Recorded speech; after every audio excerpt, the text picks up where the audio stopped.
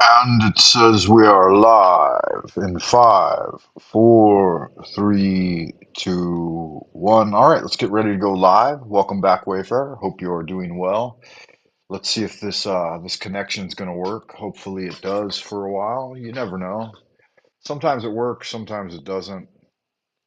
Welcome to the show, everyone. Frank Bunday coming at you once again, like Finnegan, broadcasting to you from the central kingdom of the celestial dragon, Twilight Zone, Old Peking, far behind the bamboo firewall. Tonight, I wanted to discuss entry into the way and getting started with magic. So, I thought I would start off with a couple of things. One is before we get started talking about magic, we're probably going to need a basic definition as to what magic means for the modern practitioner. So we'll have a look at that. Give me a minute to set,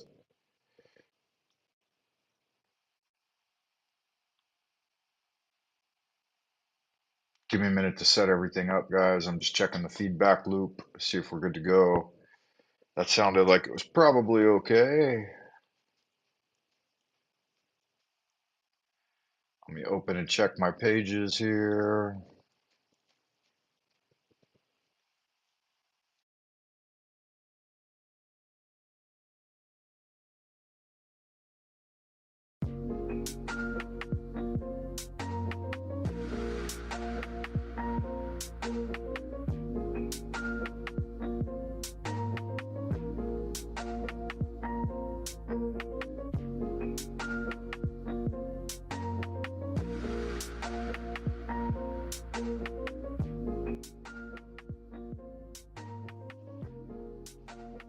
Okay, that sounded pretty good. It's a little like, but maybe I'll just roll it back on my end and see if here in a second I'll check the feedback loop and see if that sounds okay on your guys' end. It's always hard to tell, you gotta just roll with the punches and figure it out as you go each time. So every time it's a little different. There's no guaranteed way to get everything right all the time. Just gotta kind of fuck around and see what works and what doesn't work. I think once I get set up at a dedicated space, like a dormitory where I can broadcast to from each evening, then I'll be able to set up everything and then just leave it, right? So that would be better. Let me see what I've got here for you guys tonight. How do I share the screen? Share screen. Okay, I'm gonna make sure that looks good. And then we'll jump right to that one. Excellent, looking good, looking good. Okay, let me see if this works. Press H to share the screen, entire screen, and allow it. All right, kind of a delay. All right, looking good. I think that looks okay. I'll choose a different button. Yeah, that's the one. All right, so in order to get started, we're going to go ahead and launch off with Aleister Crowley's definition of magic, because many people have relied on definitions of magic by Aleister Crowley for the last 100 years or so, because they thought that he quipped it pretty eloquently in here in Aleister Crowley's Magic in Theory and Practice. So he wrote that his definition is: magic is the science and art of causing change to occur in conformity with will. Thankfully, he doesn't leave you hanging with just that, right? He goes to elaborate on it to some extent. So, by way of example, he says, Birouchois, hypothetical scenario, it is my will to inform the world of certain facts within my knowledge. I therefore take magical weapons, pen, ink, and paper, and I write incantations, these sentences, in the magical language, i.e., that which is understood by the people I wish to instruct. I call forth spirits such as printers, publishers, booksellers, and so forth, and constrain them to convey my message to those people. The composition and distribution of this book is thus an act of magic by which I cause change to take place in conformity with my will. In one sense, magic may be defined as the name given to science by the vulgar. And now he provides us with a postulate. Any required change may be effected by the application of the proper kind and degree of force in the proper manner through the proper medium to the proper object. Illustration. I wish to prepare an ounce of chloride of gold. I must take the right kind of acid, nitrohydrochloric, and no other, in a vessel which will not break, leak, or corrode, and in such a manner as to produce undesirable results with the necessary quantity of gold and so forth. Every change has its own conditions. Thus we have a reference to alchemy. In the present state of our knowledge and power, some changes are not possible in practice. We cannot cause eclipses, for instance, or transform lead into tin, or create men from mushrooms. But it is theoretically possible to cause any object, any change, of which that object is capable of by nature, and the conditions are covered by the above postulate, that any required change may be effected by the application of the proper kind and degree of force in the proper manner through the proper medium to the proper object, and thus boiled back down to magic being the science and art, or art and science, of causing change to occur in conformity with the magician's will. So that's nothing more than a launching off point for us to get started in our magical inquiry this evening. Magic, as we are going to see, magic with a K, is going to be all those things you have come to familiarize yourself with. I'm going to give you a couple demonstrations of practical magic that I use day to day in my life. And I'm going to invite you to share with me your understanding of magic and some of the practical magic that you might be doing in your day-to-day life. I will remind you at this time, Wayfarer, to hit the like button, subscribe if you haven't already, and come back later and leave a comment on the video. You might like to check me out at buymeacoffee.com/Frank Monday. There's a little more information over there. I've got some PDFs that I've published. I think I'm going to upload Frater Tomas's treatise on the tarot, so that will be of some benefit to people. I'll put it up there for free. You know, if you're a subscriber to the coffee page, you'll get the periodic emails and updates, and you'll get all the behind the scenes stuff. Most of it's in the public view, so you don't even have to make a coffee purchase to see what my channel over there kind of looks like. Like I said, about 90% of the material is free to the public, so you don't have to do anything to look at it. You might want to check that out. With that said, we're going to move on from Aleister Crowley to Israel Regardie and see what he has to offer us in lieu of expanding our definition of magic. And before we do that, I want to get everything started right. So I'm going to go ahead and play The Invocation of Thoth by Israel Regardie.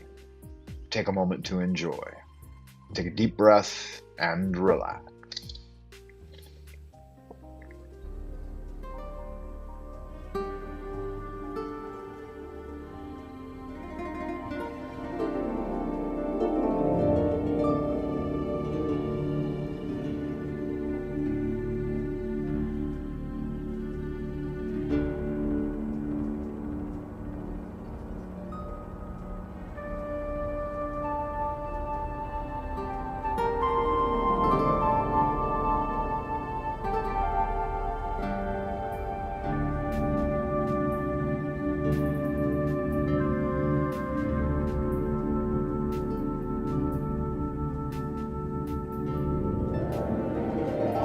Invocation of Thoth. Procul, o procul esti profani, far lusty Ompeda. In the name of the mighty and terrible one, I proclaim that I have banished the shells unto their habitations. I invoke Tahuti, the Lord of wisdom and of utterance, the God that cometh forth from the veil. O thou majesty of the Godhead, wisdom-crowned Tahuti, Lord of the gates of the universe, thee I invoke. O thou of the ibis head, thee I invoke. Thou who wieldest the wand of double power, thee I invoke. Thou who bearest in thy left hand the rose and cross of light and life, thee I invoke. Thou whose head is as an emerald, and thy nemes as the night sky blue, thee I invoke. Thou whose skin is of flaming orange as though it burned in a furnace, thee I invoke. Behold, I am yesterday, today, and the brother of tomorrow. I am born again and again.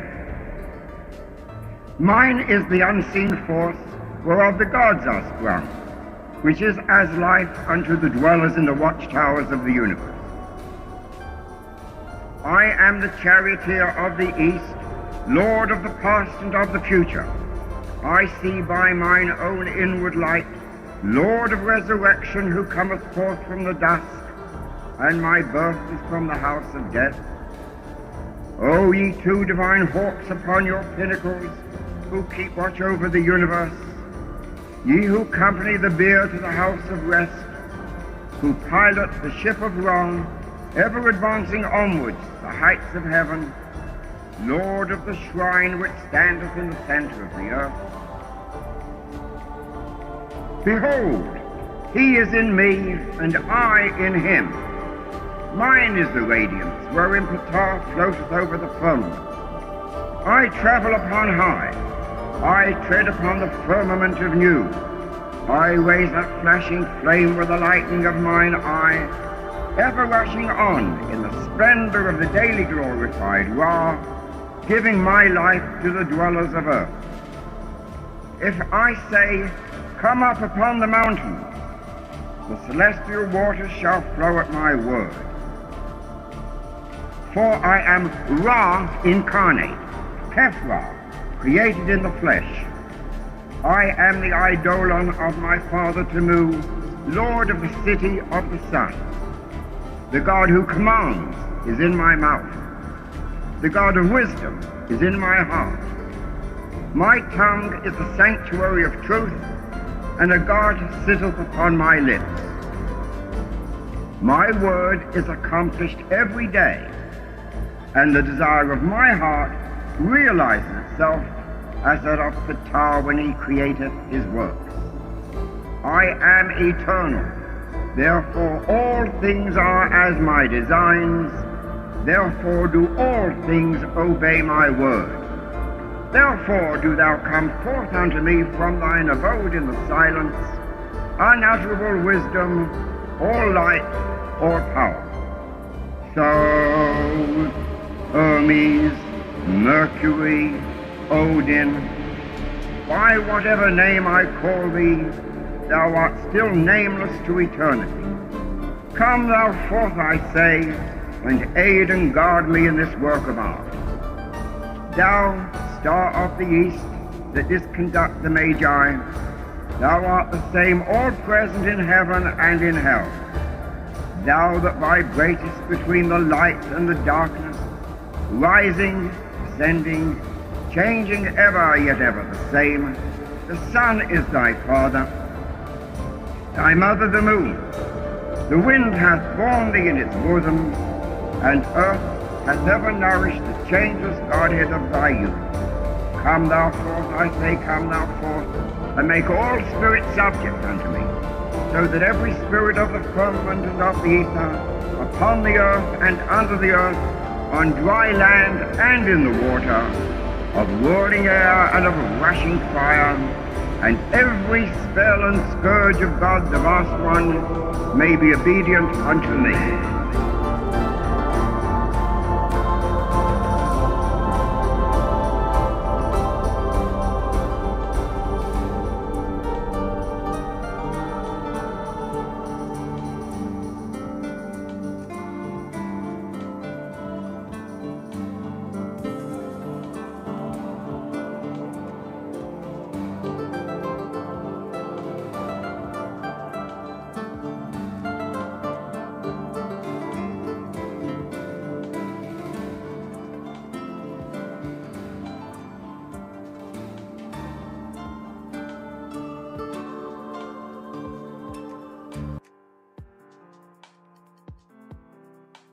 All right. Let's get back into it. We have a visitor out in Happy Land. Good to see you, sir. I hope you are doing well. Let's get another quick gulp of that tea. Oh, that's good stuff. All right, good magic, guys. So here's what we've got going on so far. See if I can't share screen with you once again. And invoke often, everyone. Inflame yourself with prayer. All right, guys. So we started with Aleister Crowley's definition of magic in theory and practice.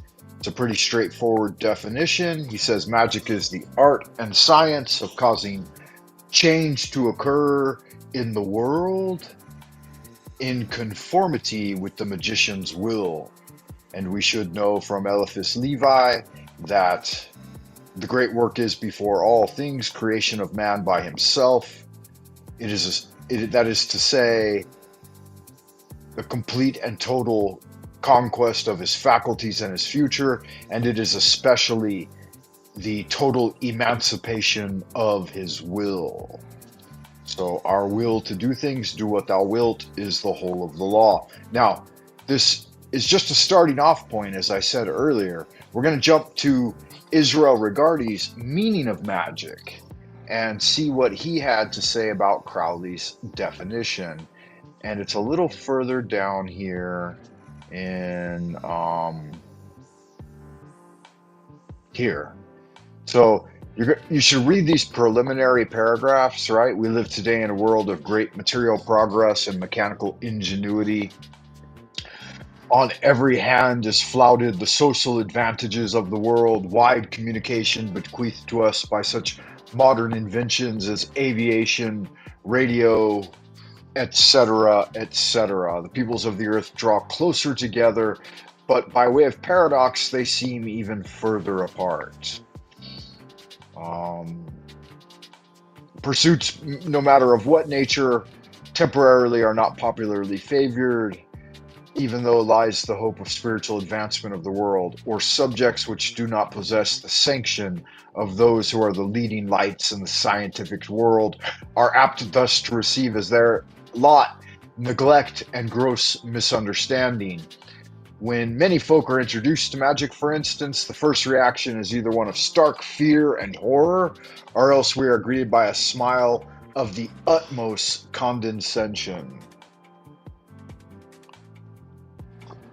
And it's written off as coincidence and superstition. Science is a word meaning knowledge, hence any body of knowledge, regardless of its character, whether ancient, medieval, or modern, is a science. So I would argue that even astrology is one of the oldest recorded sciences because it's one of the largest bodies of knowledge. Keep in mind, too, that science, it doesn't have any meaning beyond that, right? It's the record keeping of the advancement of technology. Technically, however, the word is reserved primarily to imply that kind of knowledge reduced to systematic order.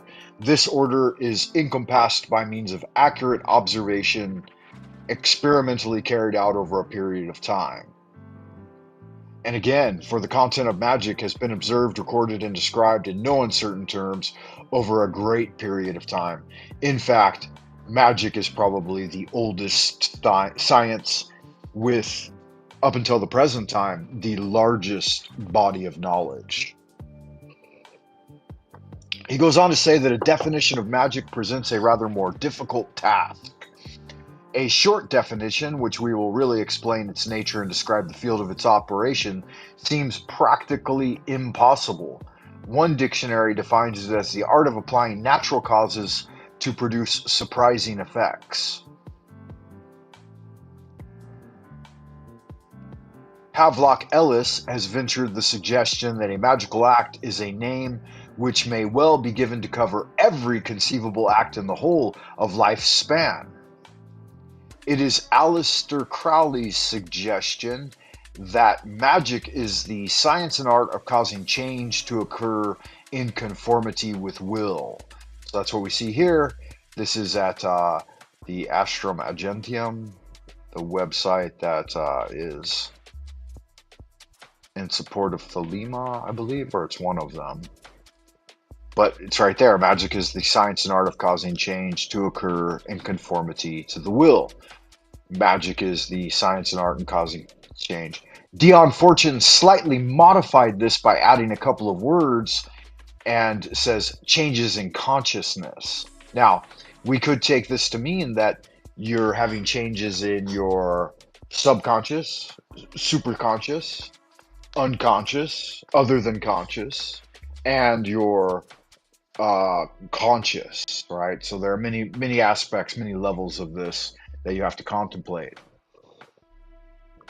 If in fact you can make changes at the instinctual level and override, as it were, those things that the brain interprets as the signals, then that's definitely a magical act, right? So I can buy into this change a little bit, but I think that I think that at the same time it's trying to modernize something that it's okay to do that, but I think that you're losing some of the grit and meaning of the thing by doing that. The anonymous medieval author of the Goetia, or Lesser Key of Solomon, has written a proem to that book where occurs the passage that magic is the highest, most absolute, most divine knowledge of natural philosophy. True agents applied to proper patience, strange and admirable effects will thereby be produced, whence magicians are profound and diligent searchers into nature. Now that's a pretty good definition right there, right? And that's going all the way back to like a 15th century manuscript that was brought forward from Greek. And I think one of the first translators of this text was either MacGregor Mathers or Arthur Edward White. And I think both of them worked on it, but it might have been White that actually did the first Greek to English translation. And I recant that. I believe he did it from German into English. So it more than likely went from Greek to German first and then into English. So we have to take some of that into consideration, I believe, when we're going across multiple definitions of the thing, as it were. Let me see here, guys. I'm going to stop the screen for a second and check the ideas room. We've got a couple of guests out here in Happy Land. Austin Murphy is joining us here in the ideas room, and he says, "Are you a magician, Frank?" Yes, I am a practicing ceremonial magician. I'm also a natural magician, which I came across most of my magical understanding through gnosis and grokking things like direct intuition, and then later sought confirmation through books, texts, and manuscripts, and joining various magical orders. So yes, Moonrocks is here. Moonrocks, that would be Ricardo, aka Ricardo Sunshine. Good to see you again, Wayfarer. I hope you are doing well. Welcome to the chat. Someone complained earlier in the chat about me taking a gulp of my drink, but you got to stay lubricated, right?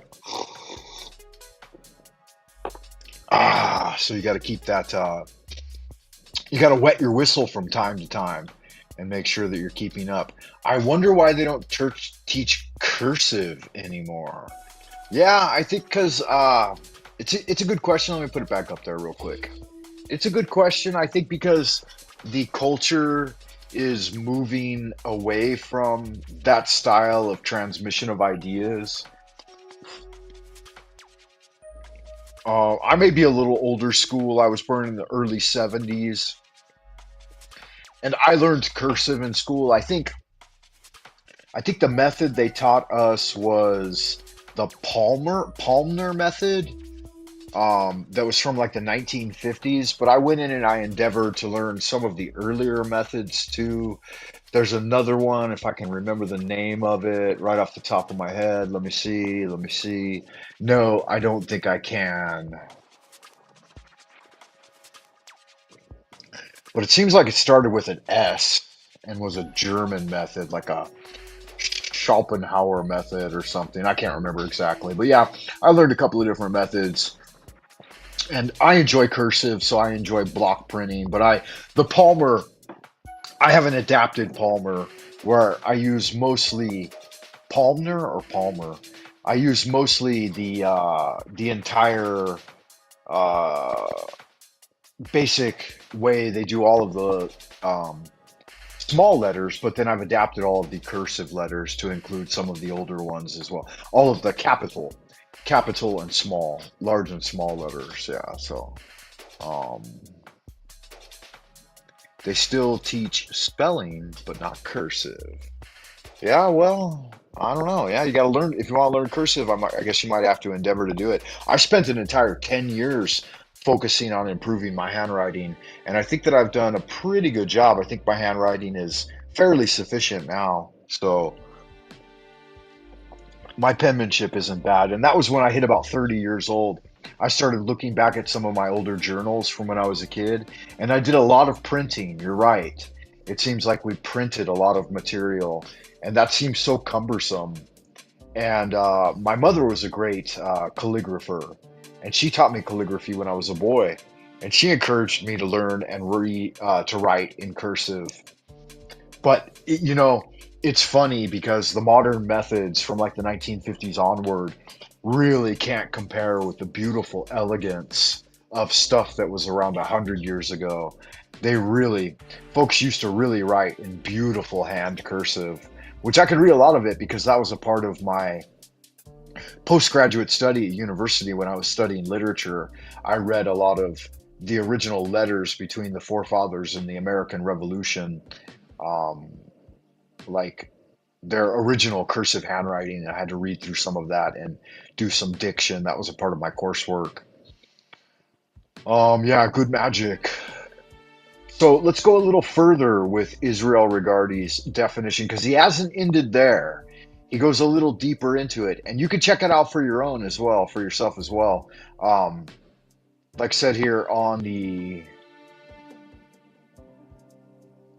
and I'll get through this a little bit, and then if anybody wants to come on and chit chat with me, that would be fun. I would invite you to do that. Yeah, so you can find it here at wordpress.com, and you just do a search for the art and meaning of magic by Israel Regardie. And I believe it's Magic. So I'm on page 26. Let me go back up real quick. It should be Magic with a K, I believe. It might not be. No, it's just The Art of Magic by Israel Regardie. And we're way down in it here in the meaning of magic. Where did I say I was? Page 26.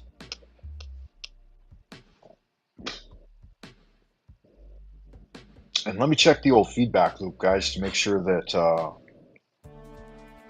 I'm still transmitting correctly. Can you hear me? Can you see my screen? All of that? Have these definitions taught us anything of a precise nature about the subject? Personally, I doubt it very much. All are too general in their scope and tend towards edification. Let us therefore cease seeking definitions and first, where did I get to? Sorry. And first of all certain aspects or fundamental principles of the subject.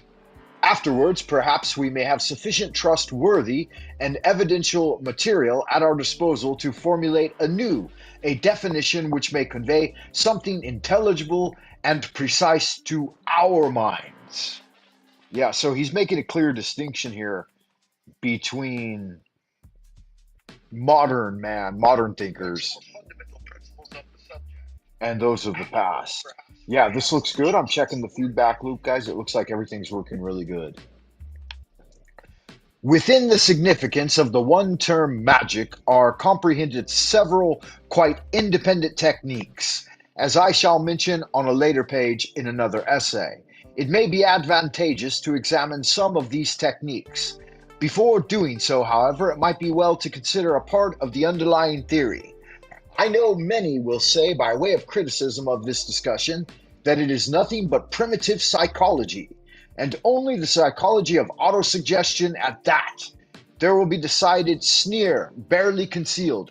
There will be a decidedly sneer. There will be a decided sneer, barely concealed. Sorry, guys, I got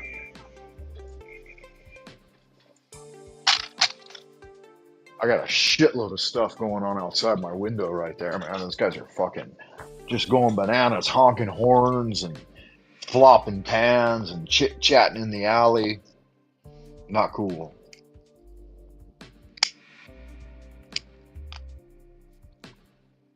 However, this objection does not completely dispose of the subject by any means. A very great deal more remains to be said. Not that I would deny that in magic the process of self-suggestion is absent. Most certainly it is present. But what I must emphasize here is the fact that it is present in a highly evolved and elaborate form. It almost makes the technical approach of some of our modern experimenters look puerile and undeveloped. We are not to suppose for one moment that the innovators and developers of the magical process in days gone by were naive or fools, unaware of human psychology and the structure of the mind itself, nor that they refrained from facing many of the psychic problems with which we nowadays have had to deal. Many of the early magicians were wise and skilled men, artists and sages, well versed in the ways and means of influencing and affecting people. Yeah, so that's good stuff there. He really starts to break it down, and it's important that if you're interested in studying magic, that you get a well-grounded understanding of what you're engaging in and what you're about to pursue. So I wanted to check the ideas room to see here what you guys were talking about. Austin Murphy. I think is this your first time here, Austin Murphy? It seems like I may have seen you once or twice before here on the Frank Monday channel, but I can't recall precisely whether or not we have crossed paths. You weren't in the transmission this morning. That was a new person called Mojo Shop, but I know Moonrocks. Moonrocks, I was thinking you were Mary Moon last time, but you're not. You are Ricardo Sunshine. Welcome back. Welcome back, Wayfarer. I hope y'all are doing well out there in Happy Land and enjoying the transmission. We got a little more work to get through here, guys, and then I will drop the link to the chat if you want to tune in and turn on. But let me try to get through this a little bit and give a little commentary on it. I've seen you over at Jack Talcott's. Okay, you're Talcottian. You dwell within the realm of Talcottia. That's good magic, man. I like that. I can appreciate that. Good looking out, brother. I appreciate you stopping by. I hope you hit the like button and do all that happy horse shit that makes YouTube's algorithms bark like Pavlov's dog. We know that they understood a good deal about hypnotism and the induction of hypnoidal states, hypnagogic and hypnopompic. It is highly probable that they speculated, as have done innumerable modern psychologists, upon technical methods of inducing hypnoidal states without the aid and help of a second person. Which has been my mainstay for a long time. I don't know if you guys know this or not, but I worked with some professional hypnotherapists way back when I was young, like when I was a kid, a child even, and then a teenager, and then later on when I was in my 20s, I did some hypnosis with some of the Kung Fu brothers, and then later again, I worked with a stage hypnosis magician, and I wasn't really interested in it, but I was interested in the techniques that he used, just for the induction of breaking trance. Like, you're in a trance state 90% of the time. Now, this I learned from Brother Tomas, who was my hypnotherapist for 10 years. And he said, hypnosis, genuine hypnosis, is not about creating altered states or trance states, but it's about breaking automated states and trance states that people fall into throughout the day, and then being able to detect and realize those and break through those and do good work, right? So I'll give you an example. Like at work today, every time I felt like a shift in my energy, I would jump up and walk around and intentionally go around and interact with people and do different things. And then I would go back and I would sit down with alert, upright posture and concentrate on doing at least an hour, if not an hour an hour to an hour and a half of alert, mindful, concentrated work at my workstation. You know, I work in a school, an academy, and I thought, yeah, this is good stuff. And I've been doing it for a long time. I've been doing it since I started engaging in hypnotherapy. And there's a lot of different things I use it for. Like, one of them is the huge obstacle and barrier of doing public speaking to really large audiences. Like, I'm talking 200 people to 500 people to 1,000 people. That's always seemed a bit daunting to me because of all of the social angst that goes with it. But I've been able to use magic and hypnosis to break through a lot of that, the waterfall of fear, as it were, which I used to really enjoy it when I was younger. But the older you get and the more you have on the line, right, like your career and your reputation, the more, and at the same time wanting to speak truth without any guile, that's kind of a hard thing to do, Like, for the most part, you're just meant to tell people what they want to hear and do what they tell you to do, right? Then it all goes perfect. But then everybody turns into a fucking NPC and you're just giving a speech of little value. So I always try to speak as close to the truth as I can get without being offensive, and at the same time enlivening it with my own spirit. Because otherwise, you're just fucking on stage masturbating, That's no good. Unless that's what the game is doing. So, but they soon became aware of all the obstacles and barriers that beset their path. And these were many. I believe that in Magick, they devised a highly efficient technical procedure for overcoming these difficulties. When some years ago burst upon our startled horizon with his spectacular formula of day by day, in every way, I am getting better and better. Many believed that here at last we were presented with the ideal method of getting down to brass tacks, of finally being able to impinge upon the unconscious mind, so-called. Hundreds of thousands of people surely must have gone to bed at night, determined to induce a relaxation that was as nearly perfect as they could obtain, and attempted to enter the land of slumber while muttering sleepily the magical formula over and over again. Others listened to music in dimly lighted rooms until they experienced some sense of exaltation, and then mumbled the healing phrase until they felt that surely some favorable result must occur.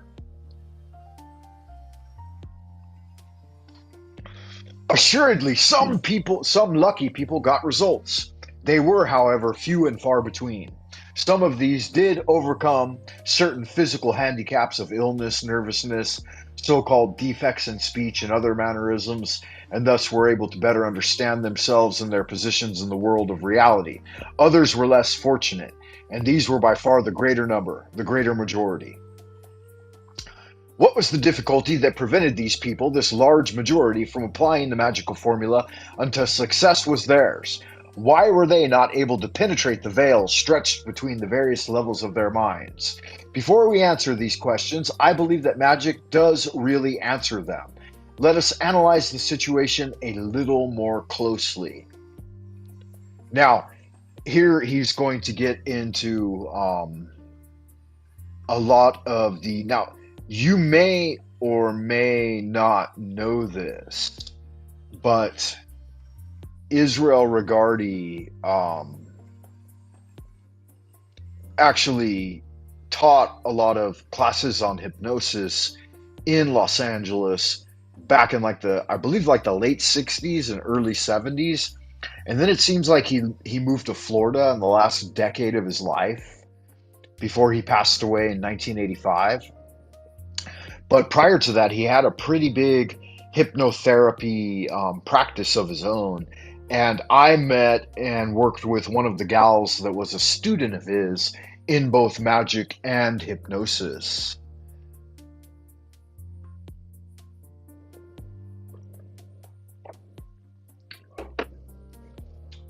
Interesting things going on in the chat room, guys. We have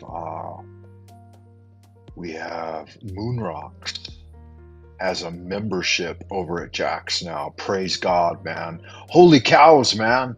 That's very interesting. I'm glad you got that. I can appreciate that.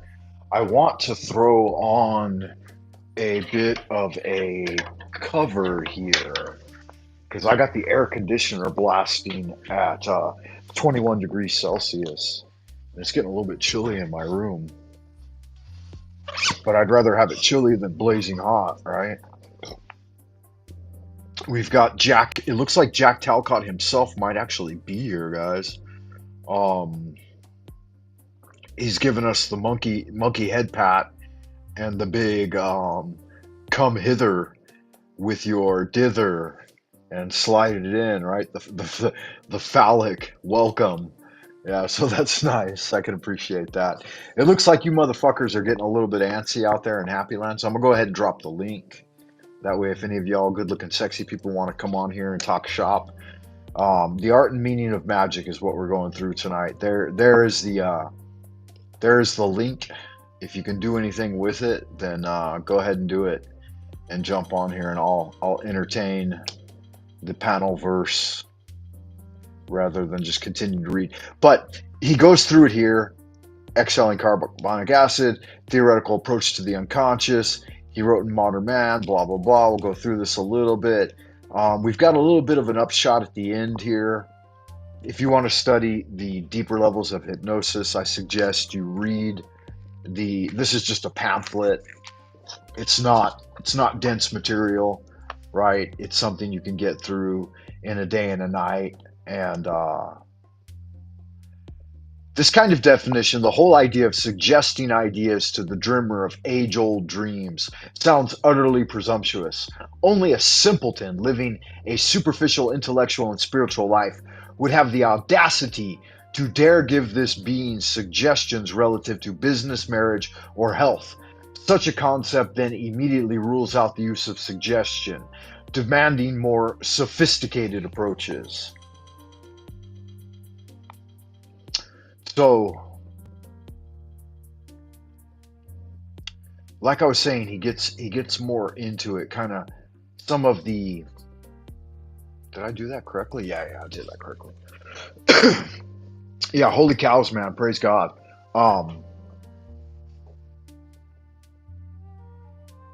That's the thing with auto-suggestion and self-hypnosis. I think it can work on various levels, and I'll delineate what I mean by that.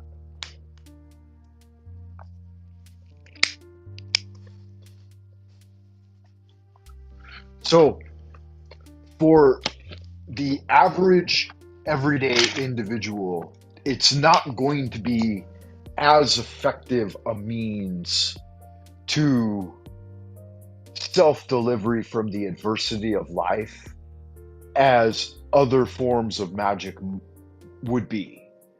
For example, I think like getting involved in a exercise routine, a regimen for your diet, and then doing something like positive affirmations daily and improving your feng shui. I think those are far more beneficial for the average individual than endeavoring to engage in the study of magic, which could take multiple lifetimes, and at least within a single lifetime is going to take you quite a few years of study in order to get a grip on it. And it may or may not benefit you. It may lead you into a realm of fantasy and delusion that will not be of much use to the average individual. Some hypnotherapy, and I highly recommend therapy um, at its face value for no other reason than just commiserating with other people and having like a what's the word, that old Italian word, a confidant, right? Someone you can talk to with a bit of privacy. I think that's important because when you can commiserate with another living human being and you can tell them about things that you would keep secret to the ordinary mundane world, I think that's really important and it can be highly instrumental in making progress in life.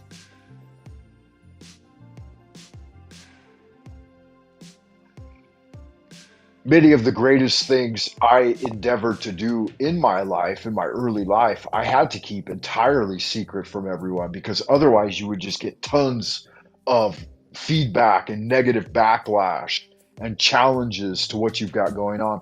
Whereas if you just keep your mouth shut and do it, then nobody says anything because they don't know what the fuck you're up to, right? So you just get good magic done. So I think to dare to know and to be silent is a big part of the magical journey. With that said, I've had in my younger days, I didn't have any confidants. Everyone like before the level of high school is so undeveloped. And that's why we call them children, right? Because they cannot serve as guides for the whole day. They'll betray you at the slightest fucking impulse. And that happens over and over and over again, no matter how close of friends you are with someone. If your girlfriend's hot and ready to trot, he's gonna fucking fuck her behind your back, you know? And that happens endless amount of times, not just in my own life, and I didn't just do it to other guys, which of course I did, but everybody stole everything and everybody cheated on everyone, and it's just the way it goes down because you haven't developed the capacity for conscious attention to some sort of moral imperative, right? So I think that's why young people shouldn't be able to make any like life-changing decisions on their own. And that gets us into the whole conversation of gender fluidity. I mean, good God, no. A kid before, and in the Taoist tradition, it's 25 years old. In the Western tradition, they usually say you're an adult at 18, but I don't even fucking buy into that. My daughter's 18 right now, and she's still a baby.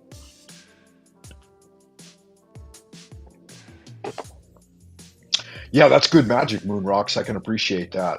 I would award you a channel membership here on the old Frank Monday channel if I actually had channel memberships. But I got to get up to 1,000 subs, man, and I'm only at 800 right now. And it's taken me close to 10 years to get to 800. So I don't know if I'll ever make it to 1,000. And I don't guess it really matters. Better to be alone than to be in bad company. And 90% of the folks out there seem like they're bad company for the most part, to be honest with you. So no big deal.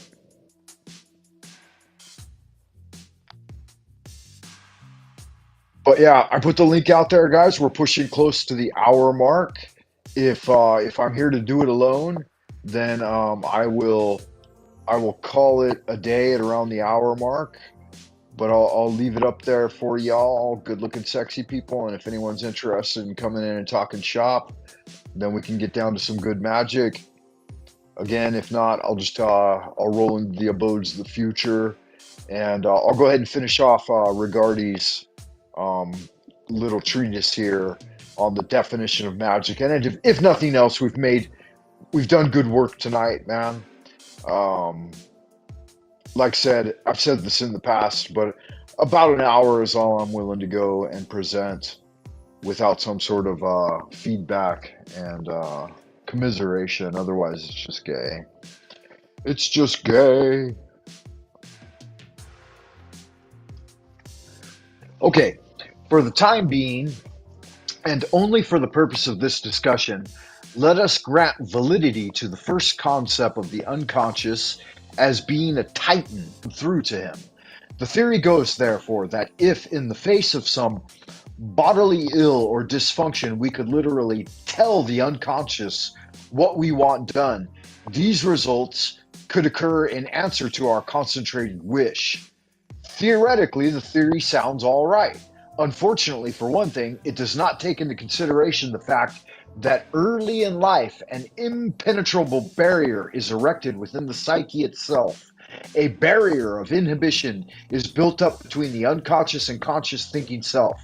A barrier of prejudices, false moral concepts, infantile notions, pride, and egotism.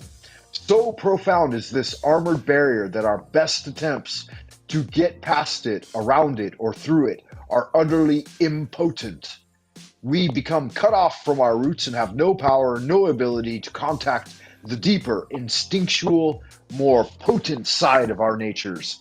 Now, not everyone creates this barrier of inhibition as they grow up.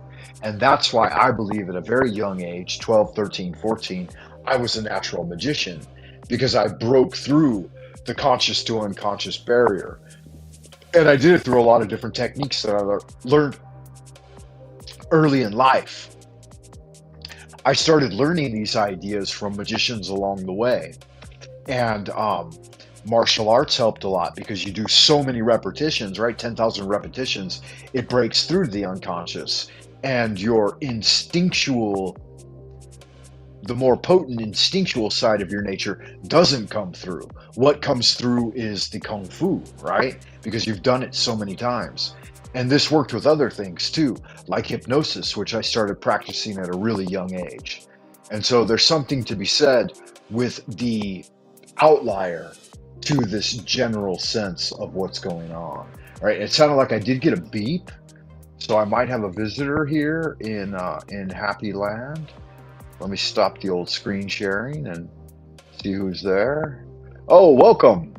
Yeah, we've got a visitor, guys. With no further ado, Monsieur Ricardo, how do you do, amigo? Hello. Good to see you, man. I hope you're doing well. How's it going? I'm doing okay. Yeah, I've not long woken up. It still feels like morning to me here, even though it's just gone midday. But I had quite a late night last night, so on the stream. So yeah, I'm just waking up. Can you hear me? Can you hear me? Okay,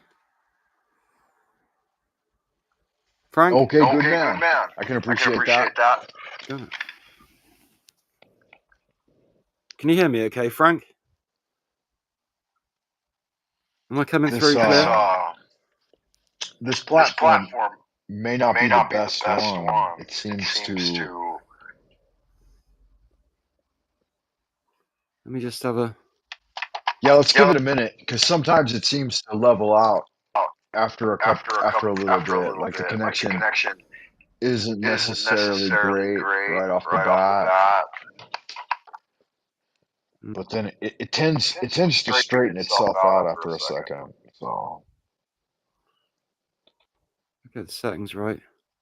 let's see if it'll do that. Yeah. So it's Ricardo Moonrocks here. Are you receiving me?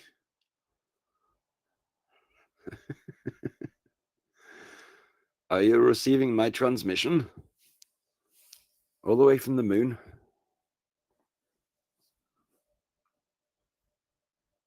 Tell me you hear me soon.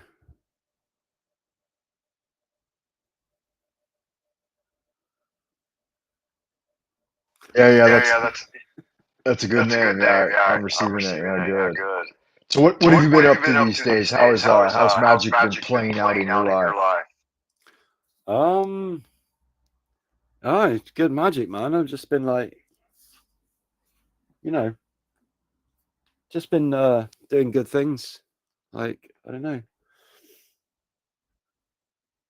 I always say I can't be a bad person because I just don't do enough bad things to be considered one.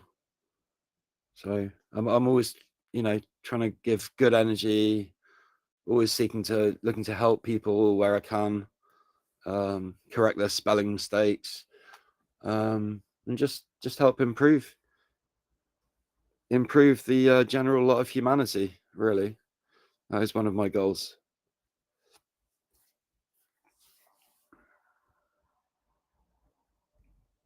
It might be a bit of a lag. Do you get me? Oh, we're live at now 55. All the fives. Here we go. Do do do do do do do do do do do do do do do.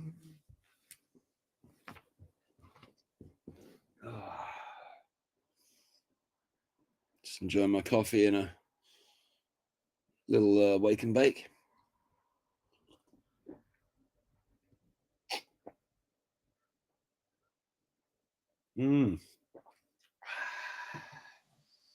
All right.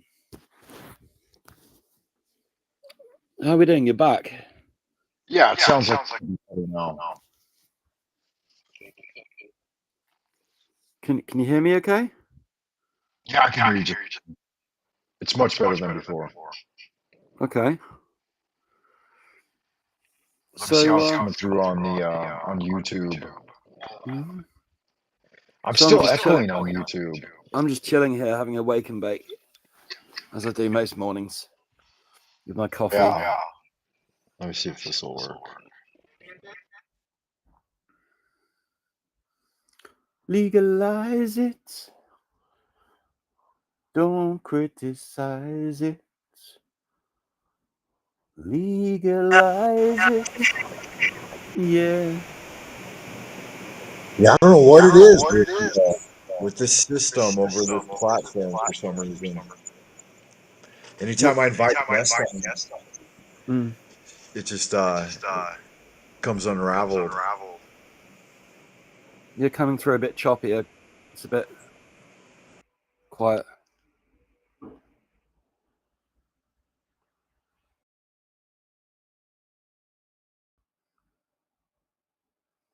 What about these settings, man? So echo cancellation's off. And that's the best way. Noise suppression is on. Stereo audio input is off because I'm not using headphones. High resolution audio is on because that might improve it. And auto gain control is off.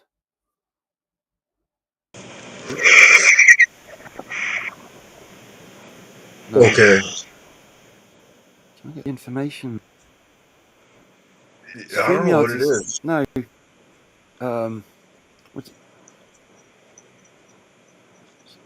Restream is weird. It's got these, look, on the settings, right? It's got these little, I'm looking at it now. It's got these little eye symbols next to the options with a circle around it. Delete that. And I guess that means more information. Like, yeah, they give you more information about the settings, but when you click on it, it just... I think it's a little better now. It just gives you just changes the settings. Yeah. Tell me again how you've got your set. Let's get the... I think it's better now. Somehow a little better. Noise suppression. Okay, advanced option. Get rid of that. No. So you've got what turned on and what turned off? I have Echo cancellation is off. All right. Noise suppression is on. See if Maybe I that should makes just any turn that off. changes. It's not like there is any noise really here. Stereo audio input's off. I don't have any noise here either. High resolution audio's on. And also gain control is off. Okay. I'll try that setup. Yeah, that sounds like that might be better. Does that sound any better to you? Well, it sounds fine. Okay, good. Yeah, Good. just Good magic. Fuck, finally. a little quiet. But Good magic. Fuck, finally. Yeah, a little quiet. Okay. Yeah, not a lot I can do about that. Yeah, not a lot I can do about that. we can have a conversation. Yeah, I'm glad the echo's gone. That's all I was concerned about. I'll just check check the videos. Video working okay? Yeah, my video's probably fine. Let me see here. You doing all right out there? Yeah, I was gonna show some things. To do with Magick. I was kind of concentrating on. Trying to get through the basic definition. Have you endeavored to study Magick in the past? Mm-hmm. I have. Yeah. I kind of left it alone for a bit because I was. I discovered quite a few. I was looking around the bookshop, Waterstones, in Bristol. It was years ago. It's really big, huge bookshop on 3 levels.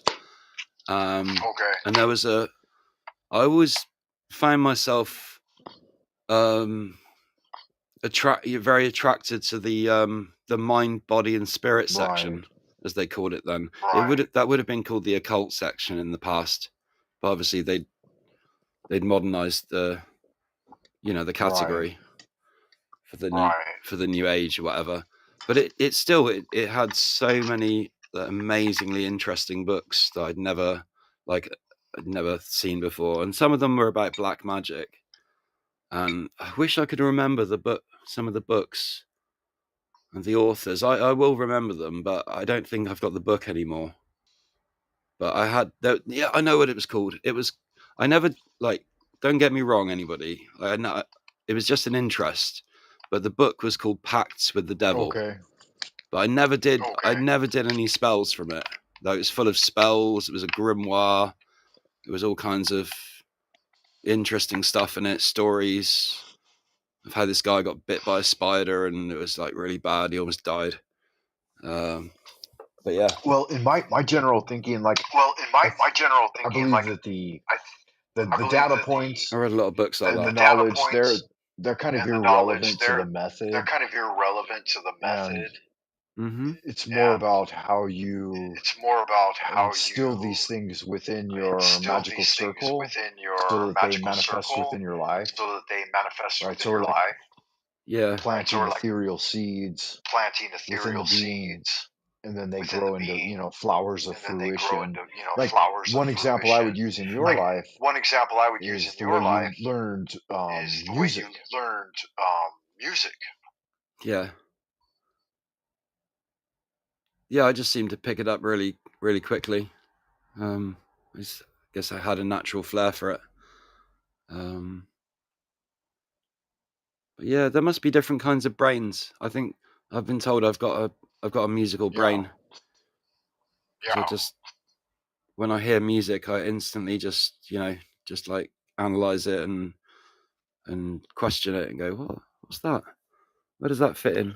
Well, yeah, that's a form of spelling frequency, right? So it's magic as well. It's one of the greatest magics out there that move the masses to various behaviors and patterns. So it could even be like reggae, like reggae music, right? Do you think that's kind of magic with what Bob Marley tried to do with his music? Oh yeah, definitely. Because I don't know if anybody's ever analyzed it scientifically, but the specific the music, style of reggae and how it's, and even dub, and go back into its past and its roots to probably all the way to blues, maybe, is just, you know, it hits you with a certain frequency, like Bob Marley sang, when the music hits you, you feel no pain. Okay. So it's like, it's a certain kind of magic. Yeah, absolutely. But and some people know it, some people practice it and don't talk about it, and others, you know, like me, just talk about it Well, yeah. and practice No, it it's as good. well. There can be a lot of healing done in like powwow circles and stuff. I can remember some African dances because growing up in LA, like Long Beach area, there were a lot of different groups that would meet. A lot of different groups that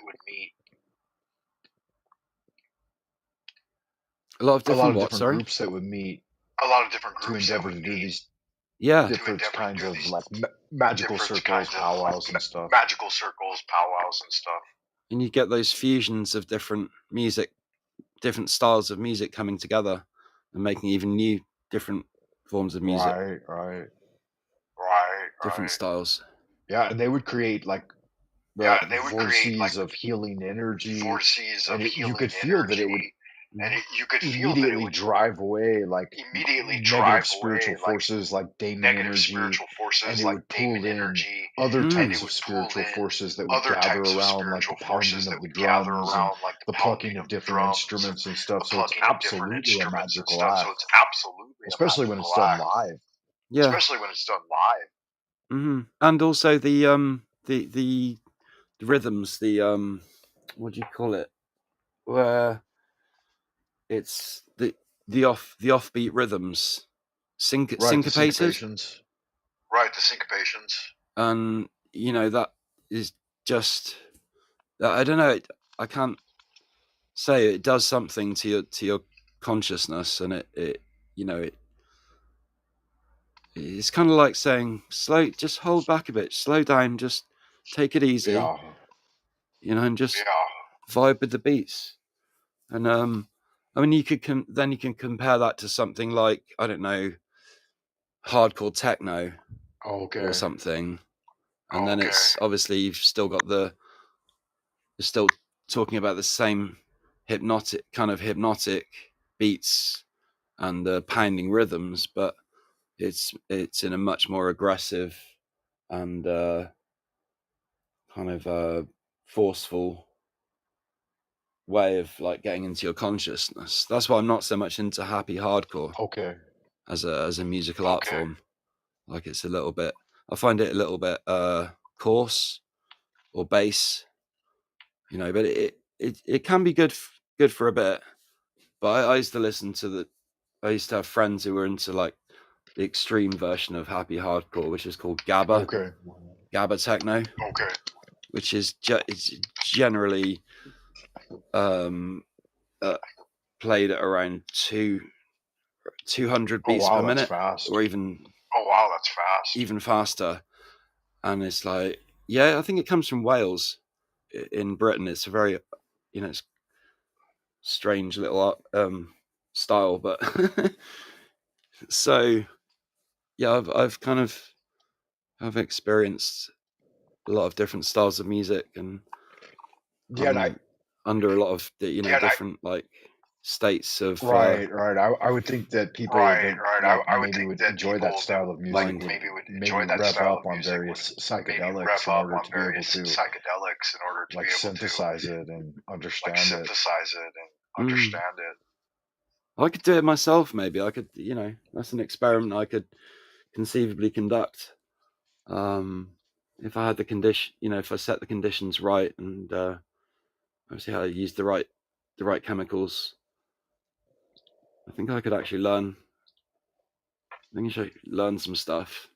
I'd have to write all my findings down. Yeah. Obviously, so I didn't forget. Well, yeah, and when I was But that's younger, Well, in my younger days, and when I was engaged in a little I've more got the knowledge.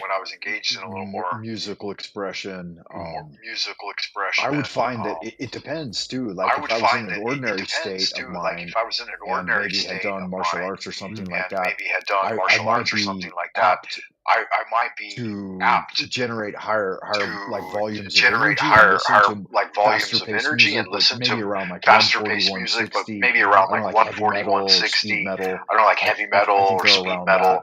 that I think they're around that area beats per minute. area Sure. of beats per minute. But if I got high, if I Yeah, smoked, I used to listen to if I got a lot high, of if I head stuff as well. Go ahead.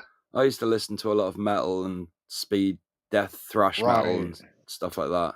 Right. I just loved the raw energy. It was the raw power of the, just the grinding guitars and the banging drums, and it was just, Yeah, if I could understand what the fucking singer was saying, then that was even better, Yeah, the crazy thing for I me is preferred though, those if like ones. if I got high, if I smoked some weed, I would always have to slow it way down I would and always have like to listen to slow some it way down reggae or and like like some listen to some classic rock or reggae something. Because or like some at that classic point, rock that or type of something. music would At that it point, would that type spook of me. It would music like literally it would frighten me. spook me. It would like literally frighten me. Yeah, it can. It can be scary. Some of the stuff they write about, like talking like Cannibal Corpse or bands like that, Deicide. Yeah. Deicide. I love that. It literally means killing God. Right. Deicide. Right. Yeah. But I know, a lot of these bands, I grew up with a lot of these bands from quite young, and I could see, I looked at the pictures of these, big scary looking guys all in black with tattoos and fucking long hair and,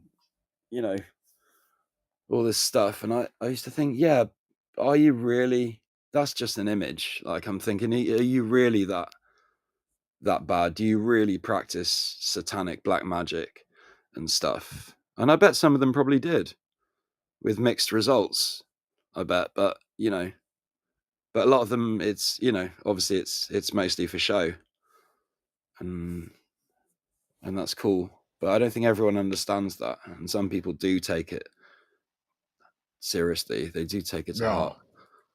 So I don't know. Some of the big shots over here, some or of the not big over shots here, but over here, in the or U.S., not like over here, Rob but Zombie and in the Slayer, U.S., like some of Rob the other Zombie and bands, like Slayer, Slayer some of the other awesome. bands, like they they presented that image, Love Slayer, but they weren't actually engaged in it directly. But they weren't actually engaged in it directly. Crucifixions of Putrefaction or something. Indeed. But yeah, I kind of grew up after a while, and I just found myself interested in more educational pursuits and more, just more music, even educational music that could just teach me something, like spirituality. And I don't. At the end of the day, I looked into it as deeply as I could, I think, but I don't think I was really learning much from thrash metal. Yeah. It was a great buzz, and I enjoyed it. And some of the lyrics are fucking like really, deep and interesting. Like Megadeth, for example, Peace Sells, and Hangar 18. Like that song was the pinnacle of, what Megadeth brought to the world. And that's still, he's still, the guy's still alive. Okay, good. Yeah, He's done well too. He's preserved his health quite well. He's preserved his considering health the quite well, considering the lifestyle. Mm-hmm. And he's got some stories to tell. I've been watching some videos where he's been talking about, Dave Mustaine's been talking about,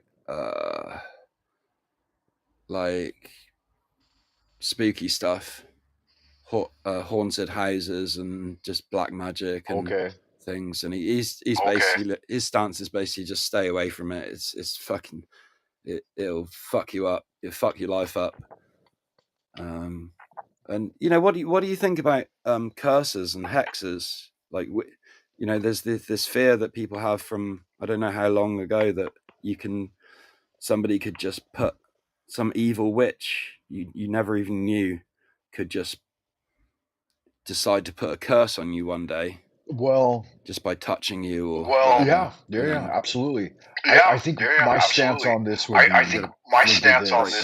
that I would advise any practitioner that if you're going to approach the study of magic, to do it from a standpoint of being solid in your physical health, your mental health, and your emotional health, and psychologically stable. And if you do it as a starting point, then none of the I don't think any of the negative blowback type things could really affect you. Because you're doing a higher form of magic that is for personal self change and spiritual cultivation. And someone who might be engaged in some of the darker, lesser forms of magic would have no authority to have any effect on you. Now, for the average individual who might not be psychologically stable or in good health or intellectually developed enough, then definitely I believe that there could be some psychic type of after effects from that type of thing, whether it be like a placebo type influence, or even like the fact that those people are communing with dark entities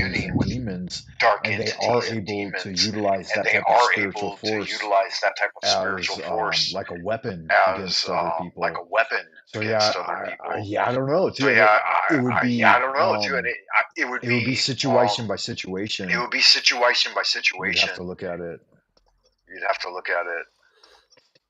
But there again, I believe that, even if you do get cursed, you can have it undone. You can find ways of removing all curses and just resetting yourself to definitely. To a normal. So I don't know. Pardon. Yeah, I think a lot of magic. So much about a lot of magic. I don't even worry so much about people in the prime material plane that use magic in that way. Like, I faced off against otherworldly, non-human intelligences and my magic was sufficient. And my magic was sufficient any type of negative influence and make it through some really like dark nights of the soul. You seldom like. I don't know. The average individual is seldom going to encounter a practitioner of magic that's going to attempt to do something evil against them. I believe that I may have been cursed when I was at Glastonbury Festival in 97 or 98? I think I went. Do you? Yeah. Did you at the time, or It was a woman. Go ahead. It was a woman, and I was kind of going in. We weren't really in yet. We were just still kind of like queuing up, and all crowd was just thronging, and everyone was standing around. Big, bright, sunny day, and everyone's just kind of standing around checking each other out. And I don't know, there's this woman. She comes out, sort of out of the crowd. I can't remember. I think she said something. I can't remember what it was. It was like a dream, and then she came up and touched me, like on my nose or something, and then just walked away. And I was like, "What the fuck?" Wow, yeah, that's interesting. But yeah, I don't know. I've had a lot of challenges to deal with in my life, and I'm still dealing with them now. I'll show you a really easy technique. Master like Universal Society of Benjagoya, pretty high level Taoist guy that he showed me for removing like what's called the evil eye, because he said sometimes you would be in a situation where you're in great prosperity, and a dark magician might come into your audience if you're giving a public talk, or if you're might come giving a into a public situation talk, where they want or to might come steal into your a chi, situation where they or want they to can actually steal your cast chi, like or they evil can eye actually at you, cast and like it could have a evil negative eye at impact you, on your and it life. could Like have a it negative literally impact can on do your things life. to Like you. literally, it can do Not to things to mention you. touching you, but this is I've Not actually to got just mention one. from like an touching you, intent but this is gaze. just Wait, from wait like a an second. intent gaze. I'll just get it. I've got an evil eye. Just Yeah. wait a sec.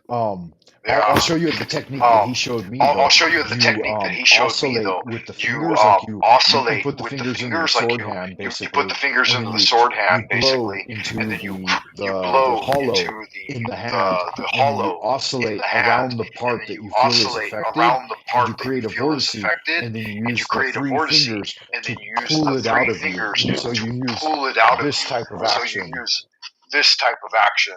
So it would go this way. You would So it would go this way. You would inhale light energy, inhale light puff, energy, and then swirl, puff, swirl, swirl, and then swirl, swirl, and then swirl, pull.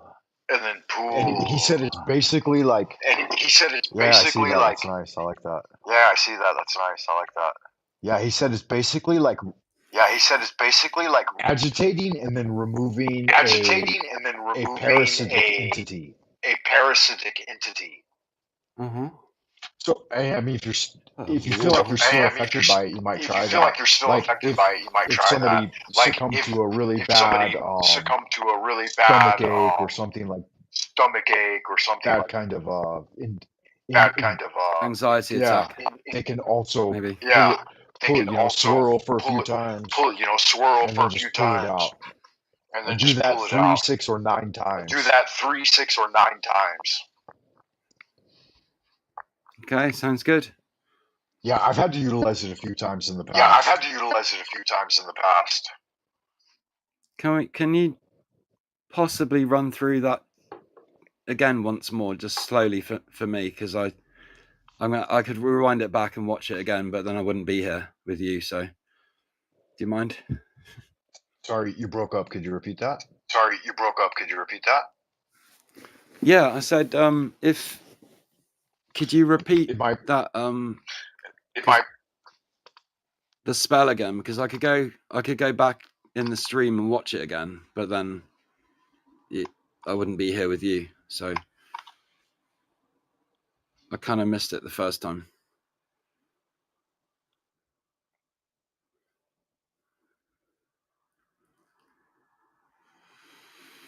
Let's all take a nice long deep breath. In, hold, nice. I feel so relaxed now. It's a little cold today, so I'm going to put my t-shirt on, because even though it's June, it was a beautiful sunny day yesterday. Today is completely different. Wow. Now the It's connection's gone Wow. cold and Now the stormy. connection's perfect. Fucking It's rainy. perfect. Is it still bad? I'll turn my camera off. That'll No, probably yeah, it's help. good now. It's perfect. No, yeah, it's good now. It's perfect. Yeah. So what had you said a moment ago? Yeah. So what had you said a moment ago? Where did you go? I want to say a third time. It is what it is. No, It I was is just what saying, it is. It's just I was just asking if you wouldn't mind being so good as to repeat that mantra or that spell or whatever a little slower, because I kind of missed it the first time. Oh, okay. That was all. So basically, what the process was pretty simple, pretty straightforward. You pull in some like divine light energy, and you make a sword hand. You could use a single finger or 2 fingers out this way, and then there's a hollow in the There's a hand. hollow. And in as you the pull the hand, energy in, then and as you you'll pull puff the it energy in, then in a you'll puff puff of it air into the puff of air palm of the into hand. the That way to palm of the stimulate hand. the energy in the hand. That way to And then you stimulate the energy in swirl the hand. around And then you whatever swirl area around you whatever think is vexed, area or like if you were think is touched on your vexed, nose, or then like you would if you were swirl touched around on your your nose, then and would then you swirl take around 3 your fingers and and then you you take 3 grab fingers and pull and away you like that, grab and then and cast pull it away out, like and then that, and then swirl cast again, it out, and then swirl pull, again, and cast in it a out. pool And and cast it out. the suggestion from Master The Nee was you suggestion do it from 3, Master 6, or Nee 9 was you do it times, and 3, you 6, or imagine 9 that you're times, actually and you like imagine that you're pulling a actually parasite out of your pulling a psychic body parasite out of your and psychic casting it body off. and casting it off. Mm-hmm. That's good stuff. Okay, I've done that, so I think it should work. I'll just wait.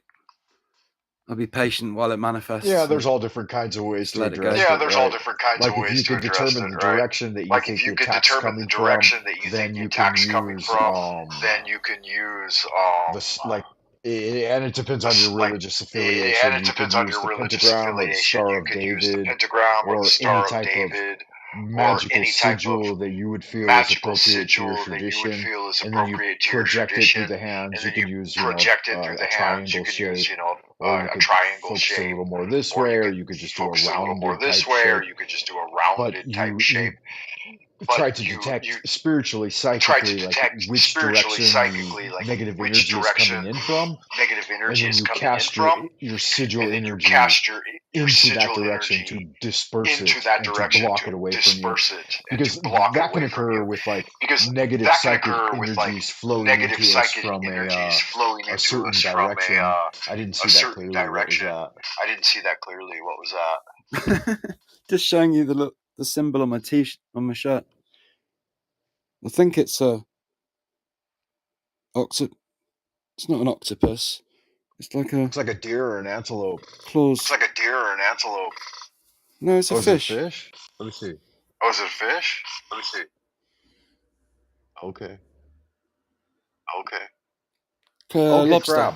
Yeah. If I had to guess. Okay, crab. Yeah. Lobster. The Cancer, sign of Cancer. The Cancer, sign of Cancer. Yeah.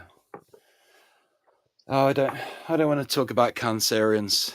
They're so fucking Are moody. they really? Are they really? We're in Gemini now, though. We're in Gemini now, though. Because they're ruled by the moon.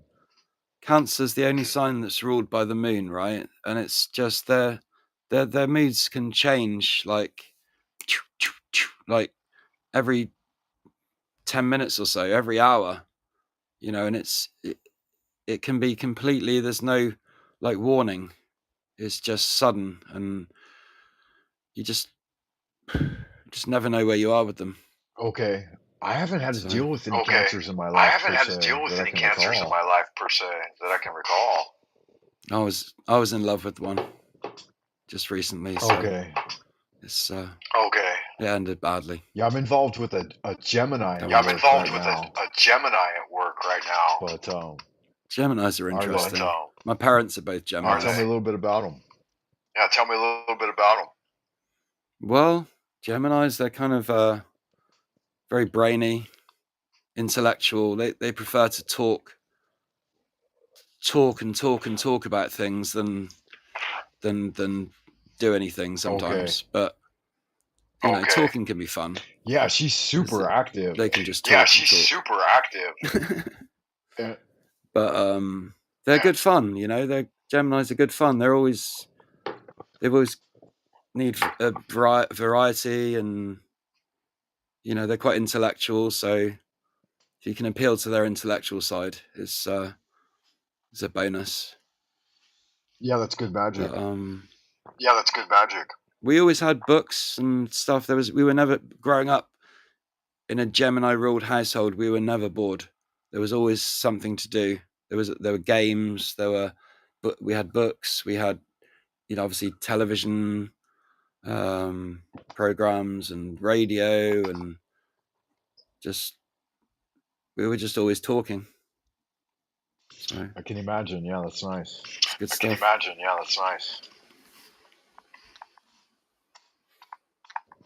Yeah, my dad was a Leo. Yeah, my dad was a Leo. My mother was a Taurus. And my mother was a Taurus. Oh yeah. Interesting. Yeah, my wife's a Leo. Yeah, you can't avoid Leos. They just, Yeah, they're very, very just amazing. Yeah, they're very, rambunctious, very fiery, rambunctious, always trying to take fiery, control of the Gotta scene. be the center of always trying to take attention. control of the scene. Mm-hmm.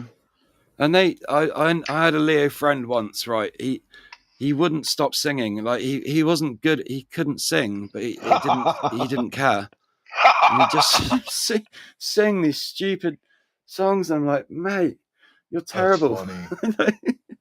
But it was funny. It was entertaining, so I didn't really mind. I forget you're a Capricorn, right? I forget you're a Capricorn, right?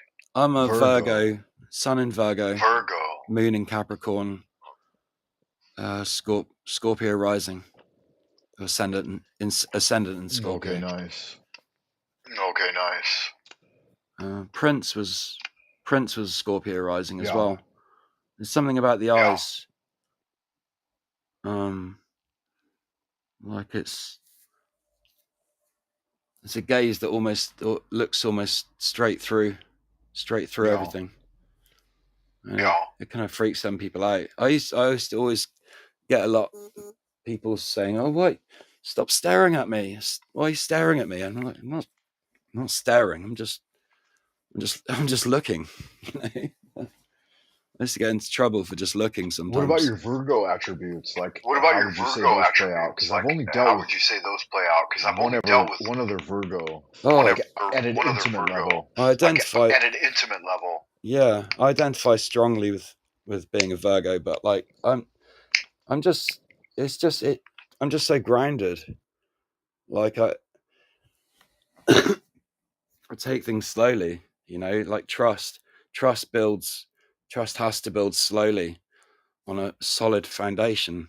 You can't rush it. You can't just race to the top and just forget about the foundation and pretend. You know, you can't pretend. You can't make me believe that we've ever got a deep like connection when we haven't, because I'll know, I'll feel it, and I'll call you out. I'll call them out on their bullshit. But yeah, I don't know. They say Virgo is the most intelligent sign. We just think a lot, think around everything, and think through things, and analyze things, and things that that were said afterwards that you know I'll save things from in your primary conversations. Yeah, in your primary triangle, you have two primary Earth triangle, and a water you have sign. two Earth and a water sign. Mm-hmm. So you should tend towards stability. Towards stability. Guess it makes for a pretty serious combination. But I have a silly side too. I like to have fun. Yeah. There's nothing I like more than watching people have the best fun and just be the most happy. It's the most awesome thing in life. That's the main reason I used to love going to raves back in the 90s. You know, it was just seeing there'd be nowhere else I could guarantee that I'd see people at their happiest, just expressing themselves to the fullest, and just, you know, getting into those mad zones. And we're all just there together, experiencing it. Yeah, I never did very many. A few. Yeah, I never did very many. But that was a little like post my scene. Either on drugs or not. Drugs are optional, by the way, guys. You don't, Right.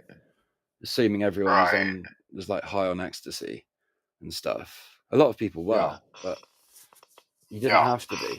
And I got so emotionally sensitive to what at one point, to where I didn't even to get the highs. I used to go to the rave and just feel people's like energy, and just it would just take it on as my own, like a contact high. Yeah, it's So interesting too as you get a little older. Like these days, like if I were to go to those types of celebrations, I would be just as happy to be like near sobriety and enjoy it just as much. yeah, it's been a while, but I need Because you to. start to I enjoy different things, like I need to go to there's something those like that. opportunities of youth are no longer presenting themselves to you as you kind of get a little older. No, there's a gig though. There's a gig coming up that I've found out about. It's happening in my town, and it's going to be drum and bass and hip hop. Okay. And it's somebody I like quite a lot. So yeah, I want to get a ticket for that and go. Yeah, what's the scene like with that kind of thing these days? Like, what does it cost to go, and like how many people show up, and like how I'm big not can sure. they It's get? probably not. Type of Hopefully not venue. too much. Maybe 20 quid, Not bad. which is pretty reasonable for a ticket. But it's not a big venue. You know, it's quite.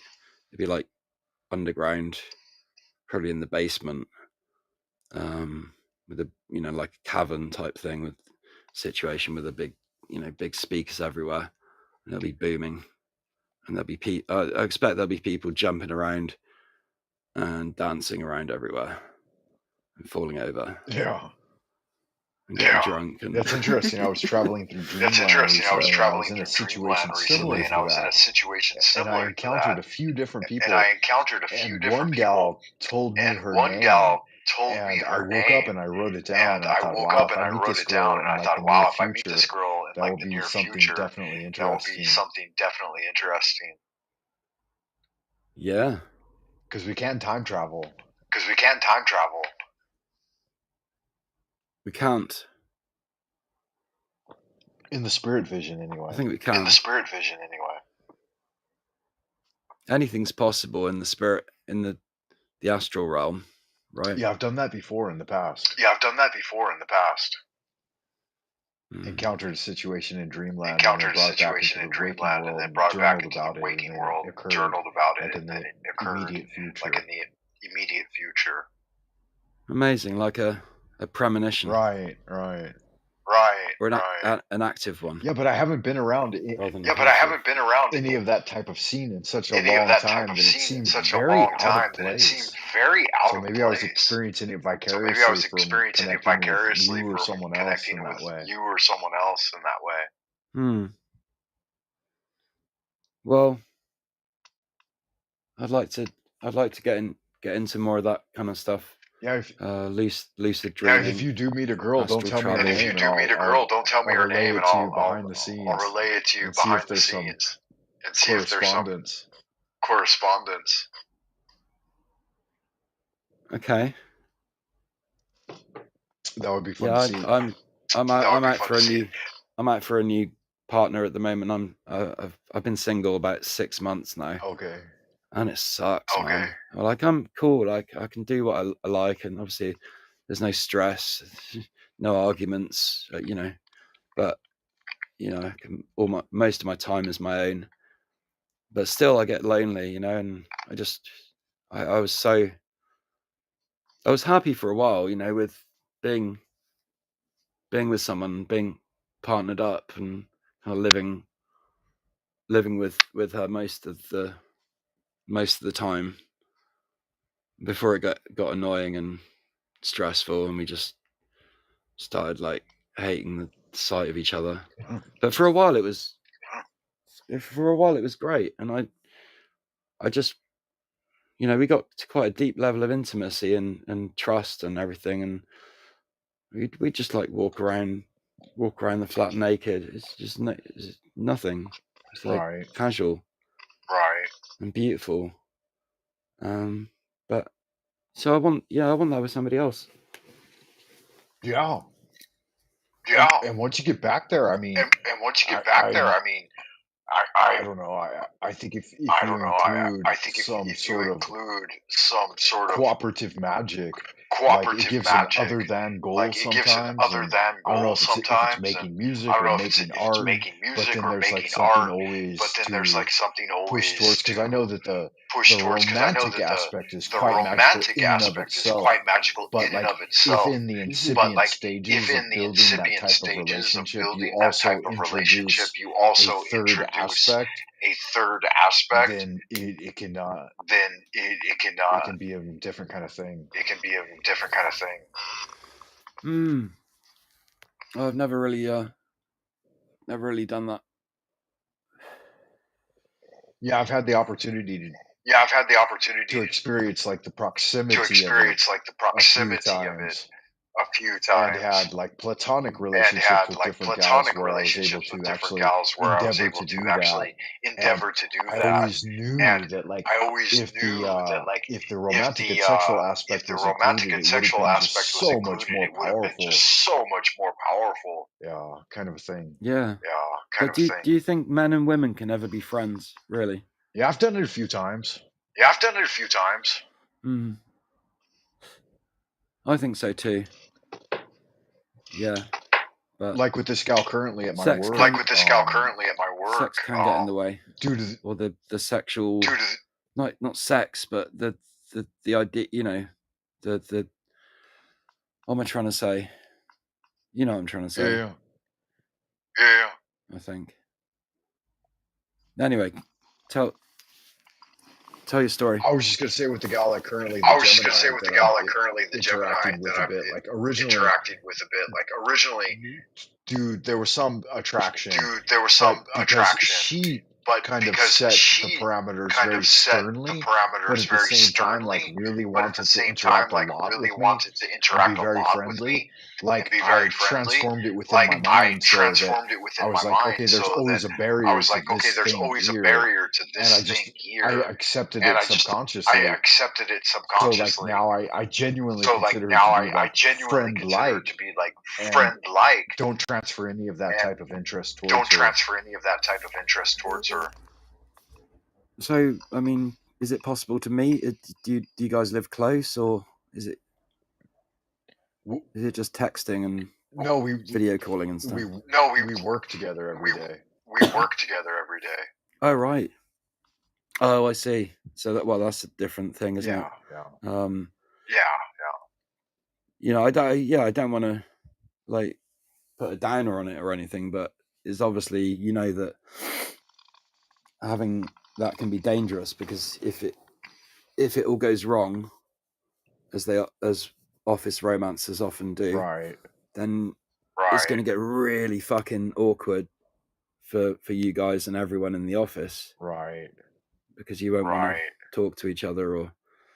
But then again, you could just, you know, you could maybe, if things went well, you could figure out a plan as you go to deal with that, and kind of well, I see that playing out too with a couple of younger colleagues that are they're both married, but they're engaging in like a heavy romantic pursuit of each other.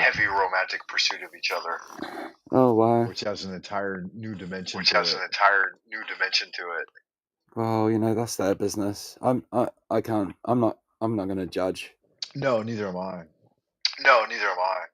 But like I said, I think people should experiment. They should, you know, try new things, and they should, you know,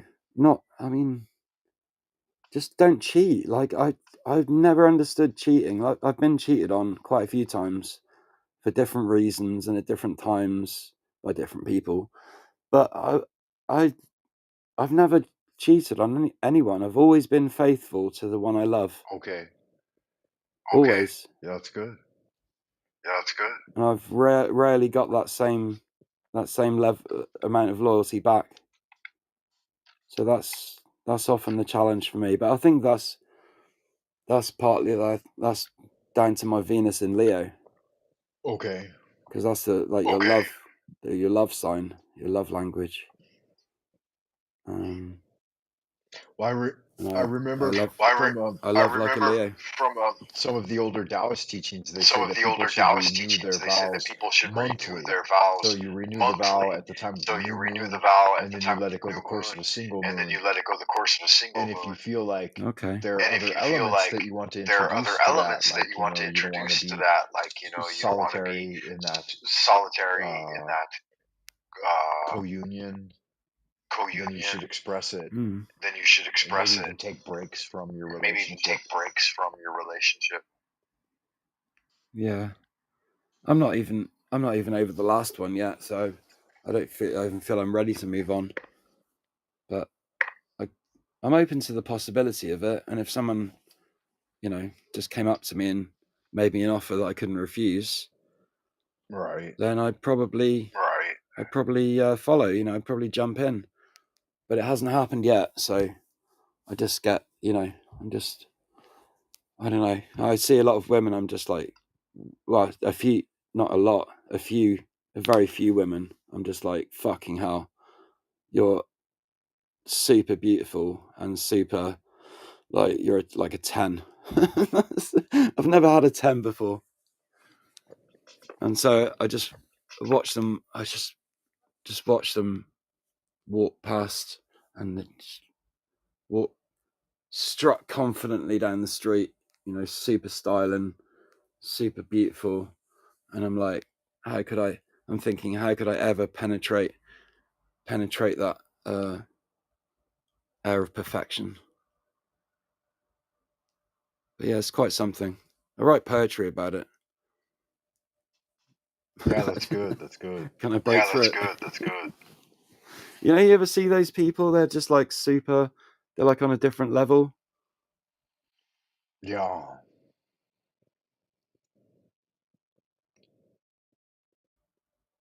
Yeah, there's some magic to that. They're just like really. To that. Signal's getting bad. But you ever see those people? They're very rare. It's really bad.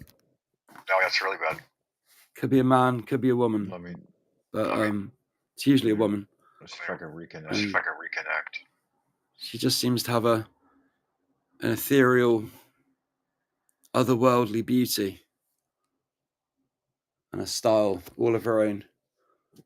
And sometimes you look at this quirky little gal and you think, that girl's got to be an Aquarius.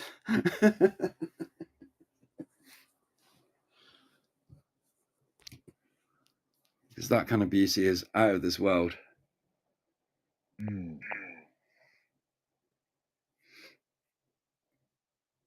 Maybe from Uranus. So I had a few connection issues there, Frank. Yeah, I think it might be on my side. Chinese internet. Should be the best in the world, shouldn't it? They're like, it is locally. Yeah, not so much internationally. No, Yeah. when you start to broadcast internationally, they don't really appreciate that. I'm actually using a VPN at the moment, but I'm usually free, and I get a choice of like Holland, America, Romania, Poland, and another one, and usually not any of those are very good. I try and go for the USA, that's the best one, but now I've bought this I've got a free trial for a month, and I can pick any country in the world I want. But usually the fastest network is right here in the UK. So usually I use a UK VPN. Okay, yeah. And that makes sense. I think feel like it makes things a bit faster. But sometimes it's interesting with the check. The Eastern European ones are terrible. They're so overloaded. Okay. So trying to avoid with the those. Chinese one, like if I'm viewing things, I have to open a VPN, and it's better if I connect to the US. And then if I'm transmitting, it's better if I turn my VPN off. Otherwise, it just clogs up entirely. Oh, really? Yeah. Yeah, I suppose in a way to worry about privacy at this point is kind of a bit silly, a bit redundant, because we're kind of transmitting over the internet, live streaming to the world, to whoever, as pretty much ourselves. Right. And I'm worrying about using a VPN to protect my digital security, my digital footprint. Yeah, well, for me, it's not so much that. It's just that I can't connect to the internet outside of China unless I use a VPN. Uh-huh. Well, it's amazing that we can even talk. So, it's brilliant. And I don't talk to that many people on live streams, but I always like talking to you. You're different than anybody I've ever come across before. So, well, I appreciate that. Thank you for that, Ricardo. You're in a category all of your own, and I wouldn't even put a name on it. Yeah, I don't get a lot of opportunity either. Just leave it open. But I'm hoping that we can increase the platform and increase the conversations and learn more from each other. Actually, have more fun, man. Like, take a leaf out of Flow State's book. Like play a bit more music, maybe, and play a few more videos and sound effects and video clips. I don't know. Yeah, that all improves the quality of the show, definitely. Yeah. So I'm just sat here on my lonesome. Yeah, with that said, let me play the old clip I got loaded up ready. Let me do the old goddess song one time.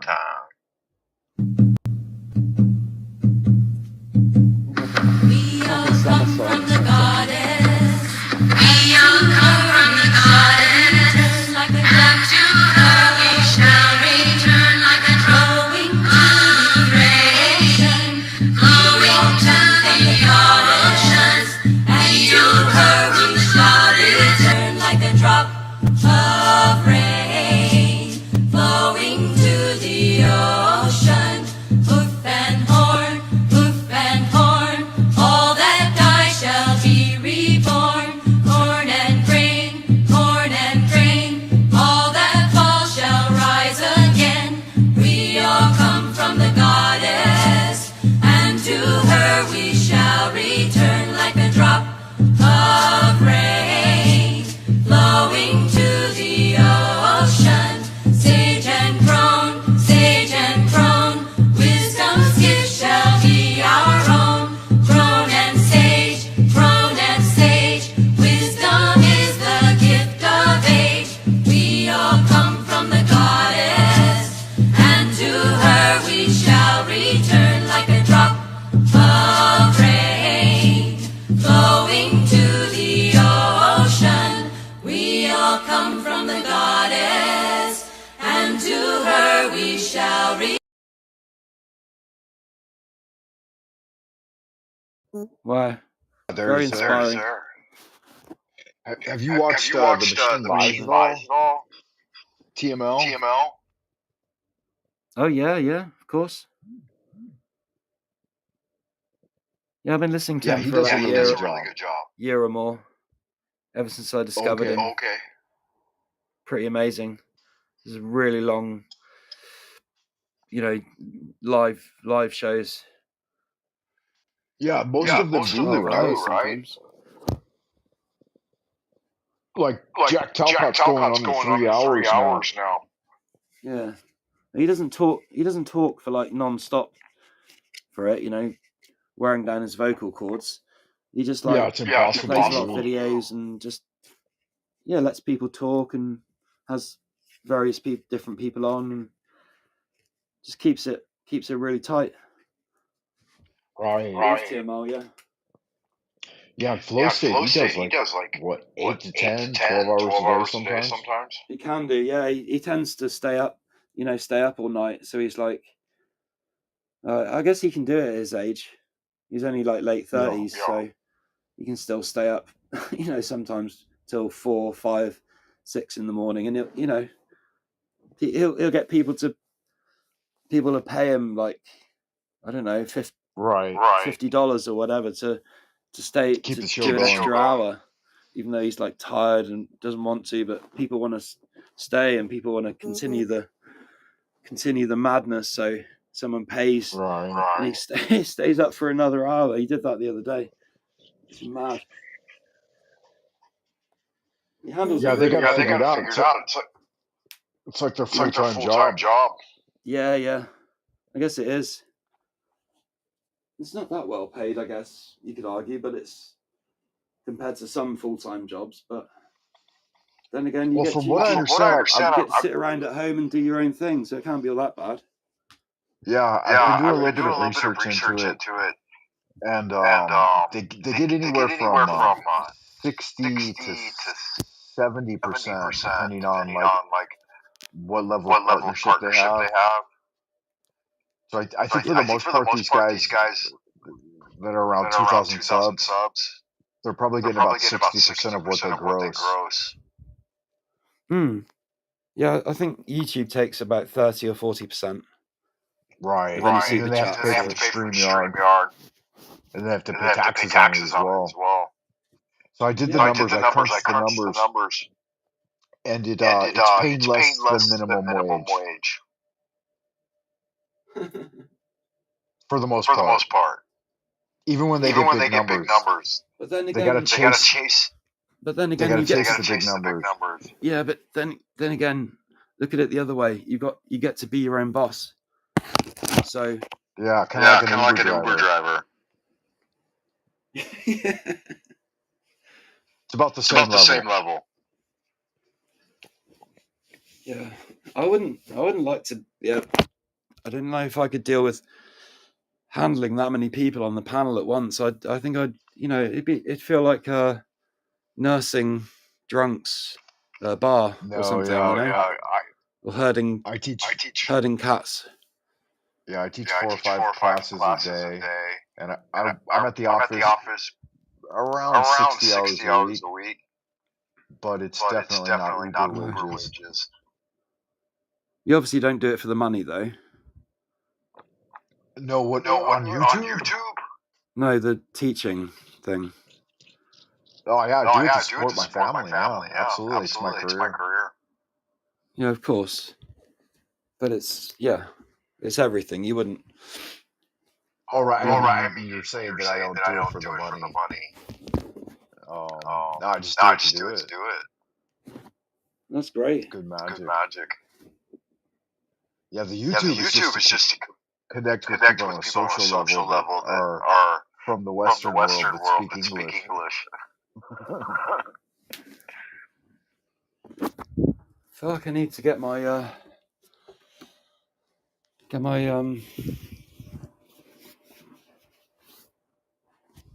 jacket and hat and scarf and gloves on today. It's like turned wintry again. Has it? It's ridiculous. About to head out to the world. Yeah. How's the weather now? There too. For you? It was warm today. Oh, nice. I think it got up to about 27. Oh, beautiful. Do you ever like go to the park, or is there a beach nearby? You can just go chill. There's like a 20-acre wooded area just south of my school. Oh, nice. Yeah, and I go out there and walk a couple of times a day. That's probably where you are when you make some of your videos. Yeah. I was out there doing the invocation up to Hootie this afternoon. Yeah. Just shouting in the woods. Brilliant stuff. Did I anything recited God. Did anything shout back? The sky At one time, the sky broke open, and there was like a bird appeared on a branch that kind of looked like an ibis. There you go. Yeah, it was kind of fun. That's mad.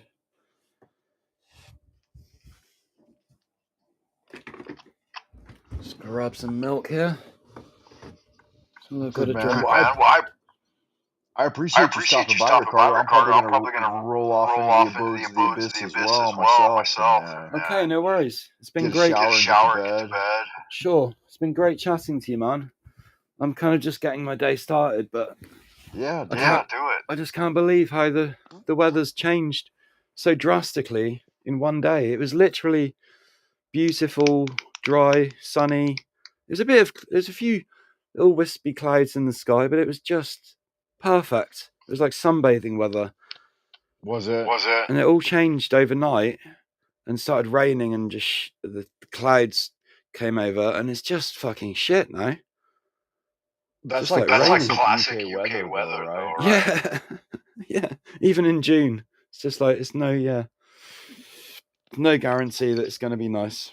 Is it because of the Great North Sea? I guess so, yeah. There's a lot of, I haven't really analysed it, but there's a lot of swells and storms always coming in from different pressure points that are just pushing on each other really hard, and there's just no getting around it. Yeah, it's worse. It's worse up north. Yeah, I was going to ask that. Where would you say is the worst of it hits? On the south side or the north side? Or probably the north, but we do, they get more extreme weather like up in Scotland and stuff. It gets icy, and they get snow quite a lot. But in the south we hardly get any snow, but it does. We do get our storms. It does rain like fuck for hours and hours. There'll be days where, quite a few days in the winter just gone where I had to change. I had to come home, change twice in one day because I kept going back out and getting rained on again, and just getting soaked through. But have you ever endeavored to do any tarot or divination or had it done for you? Oh yeah, I've done tarot for years, and I've got my own tarot deck. I keep it in a special case, and yeah, I've done readings for people. I've done readings for myself. I get a lot of inspiration from a few really good tarot readers on YouTube. So I watch them occasionally. Mm-hmm. Yeah, cool. Good magic. I think we should do some cooperative tarot readings online sometime. Like maybe you read for me or I read for you. Yeah. Yeah, we could do that. Yeah, because I've got some questions that I would like to endeavor to answer. And I would be willing to put my services out there because I've been doing it my whole life. Yeah, I've got full tarot deck here. Yeah, good magic. Yeah, we'll plan quickly on show you the case. A little bit dusty. Oh. There you go. See? Yeah, if it's a little dusty, you kick the dust off and start shuffling them a little bit. Get back in tune with them. I'll give him a shuffle. I'll give him a shuffle now. Yeah. Little contemplation, pull a card. See what's going on with Frank Monday. And I'll get mine out as well, and we'll do that maybe next time. Okay, cool. Or in the near future. That would be fun. No problem. Any messages for the audience? I just pulled out a card at random. It's the Page of Pentacles. Oh, nice. That's a good one. Yeah, it's a beautiful card. But I don't know, like just enjoy yourselves, enjoy your life, and don't worry about a thing, because every little thing is going to be all right. Try it. Three little birds. Listen to the wisdom of the great sages, because they have a lot to offer beyond pure waffle. I appreciate you, Ricardo. Much love to you. Cheers, man. Good magic. Good magic. And have a Have a wonderful day. Blessed day. Blessed day. You too, man. Bless up, and yeah. Yeah, good Good magic. magic. I'll see you in the in abodes the near future. Thanks, my dude. Okay, Until next time. Bye for now. All right. Yeah, that's interesting. That echo immediately died. That made it so cumbersome, and I apologize for that.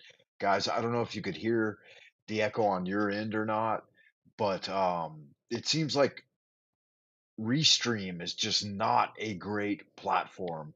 StreamYard never has those problems. And so I really feel blessed and appreciative that Ricardo stopped by and tuned in for a while here on the show. We had some pretty good conversations, but the entire thing for me was vastly cumbersome because I had the echo feedback the entire time. I don't think it was transmitting across the YouTube, but it's something about the restream. Yeah, see, I don't hear it at all on the YouTube, but for some reason, Restream is just really fucked off in that capacity. At least for me, and maybe just because I'm um, broadcasting over a local Wi-Fi, and I don't know what other factors are involved. I tried flipping through the different settings on the audio settings, different directions on everything like noise suppression, cancellation, stereo input, high resolution. I toggled everything on and off and did it throughout the entire hour. But for some reason, I was never able to get rid of that echo effect. But yeah, it is what it is. Um, and I only did the restream tonight because I thought that there was a potential that I could go long, maybe a couple of hours or something, and I wanted to save up the StreamYard hours for when I have something planned and maybe a few people are going to come on and we're going to look at a little more in depth at something. But yeah, thank you for coming up, Ricardo. I appreciate you. Much love to you, brother. Good magic. Thank you for that. I want to go ahead and finish off Israel Regardi's definition of magic. He says that by far the great majority of their devotees fail lamentably. They have not obviously been able to overcome this difficulty by the employment of the usual routines.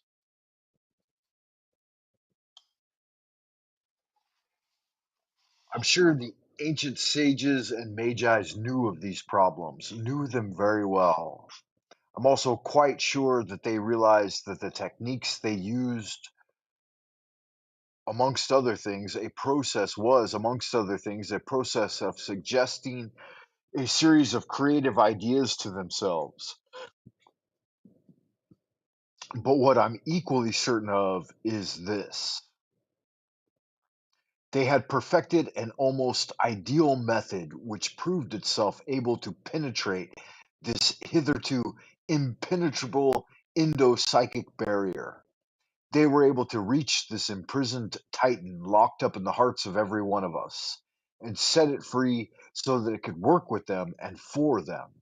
Thus, they became almost lyrical in the descriptions of what could not be accomplished by the individual who employed their techniques with courage and perseverance.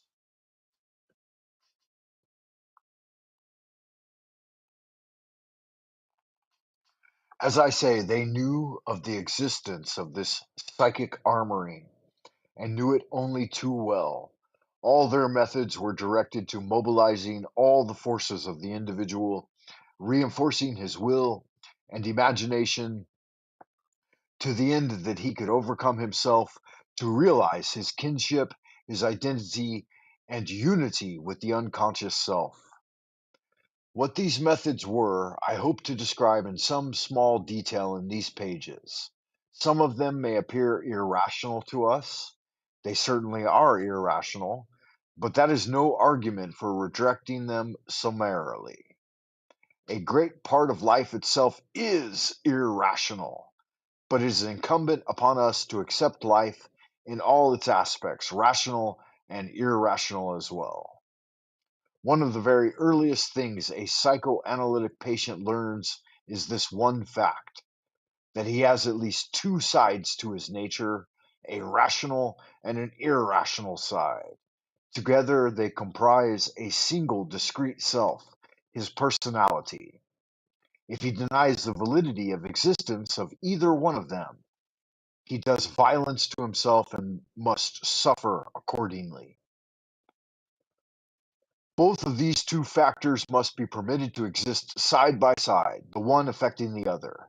In this way, the individual grows intellectually, emotionally, and spiritually, and all his ways will prosper. With denial, nothing but trouble, neurosis, and disease can follow.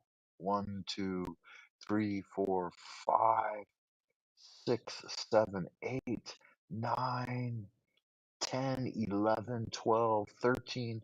There's quite a bit more of this than I had intended to endeavor to undergo. But I think Rigardi leaves us on a good point that you have to embrace both sides of the mind, and the analytical and the intuitive, the artist and the engineer. And with that, dear Wayfarers, I'm going to leave it there for now, because I've run out of steam and I need to head off into the abodes of the future, take a shower. It's getting late into the evening here. And until next time, Wayfarer, keep doing good magic ad astra per aspera. And as we wander into the abodes of the future, I mean, what can you do but keep doing you? Much love, and yeah. Y'all hit the thumbs up, like and subscribe, all that fun stuff that makes it all happen here on YouTube. And until next time, bye for now.